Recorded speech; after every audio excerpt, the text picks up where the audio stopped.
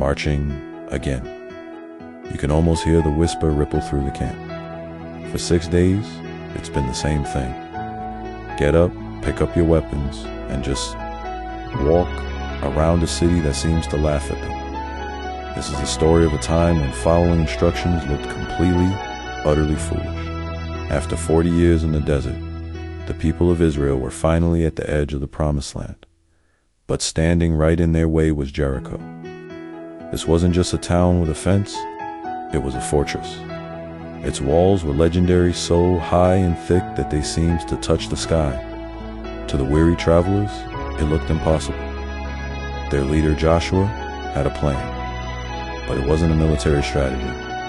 There would be no siege towers, no battering rams.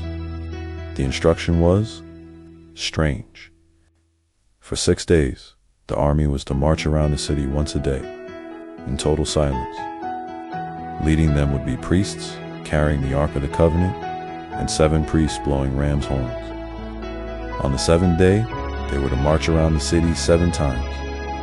And then, everyone was to shout. Imagine being a soldier in that army. Day after day, you circled this massive city. The people on the walls probably started by being afraid, then confused, and by day 4 or 5, they were likely laughing. Mocking the silent parade, you'd start to wonder, what are we doing? This is pointless. This is embarrassing. Your faith would be tested not by a sword, but by the monotony, the seeming absurdity of it all. Every step was an act of trust over logic. Then comes the 7th day. The sun rises, and the marching begins again. Once, twice, the tension builds. 6 times they circle the city. On the 7th lap, the air is thick with anticipation. The final, long blast of the horns echoes.